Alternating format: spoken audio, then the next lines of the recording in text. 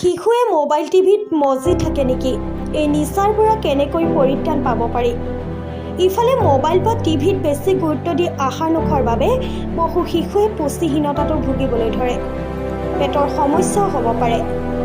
কেৱল খোৱাৰ সময়তে নহয়, এবাৰ এই নিচা আৰম্ভ হ'লে সকলো সময়তে শিশুৱে মোবাইল বা টিভিত চকু থৈ সময় পাৰ কৰে। ইয়াৰ বাবে তেওঁলোকে পঢ়া শুনাত মনোনিৱেশ নকৰে।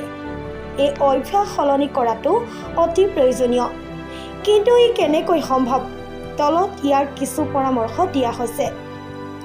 বহু ঘৰত অভিভাৱকসকলে টিভিৰ সন্মুখত বহি খায়। প্ৰথমে নিজকে সলনি কৰক। সন্তানে পিতৃ মাতৃক অনুসৰণ কৰে। গোটেই দিনটো টিভি চোৱা সীমিত কৰক। বাকী সময়খিনি চিত্ৰ অংকন, গল্প কিতাপ পঢ়াত উচৰ্গা কৰক। প্ৰয়োজন হ'লে শিশুটিৰ লগত খেলা ধূলা কৰিব লাগে।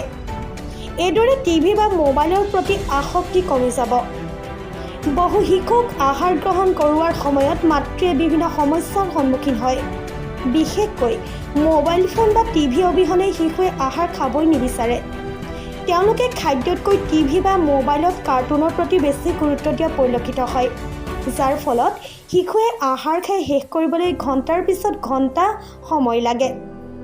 বহু অভিভাৱকে নিজৰ ঘৰৰ কামবোৰ কৰিবলৈ সন্তানক মোবাইলটো দি ৰাখে আৰু এনেদৰে শিশুসকল মোবাইল বা টিভিৰ প্ৰতি আসক্ত হৈ পৰে।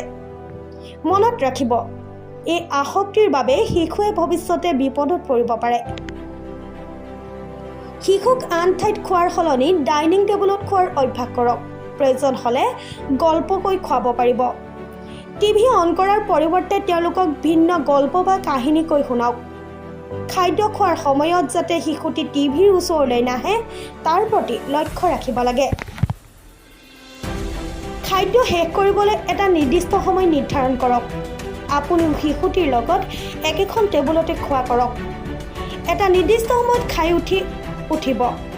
অৱশ্যে সময়মতে খোৱাৰ হেঁপাহত শিশুটিও বাঢ়িব। অত্যাধিক স্ক্ৰীন টাইপৰ পাৰ্শ্বক্ৰিয়াৰ বিষয়ে শিশুসকলক সতৰ্ক কৰি দিব লাগে। ভাল কথাৰে নুশুনিলে শিশুটিক অলপ জোৰেৰে পতিয়ন নিয়াব লাগিব। শিশুটি চিৰিয়াছ হ'লেও শক্তিশালী হ'ব লাগিব।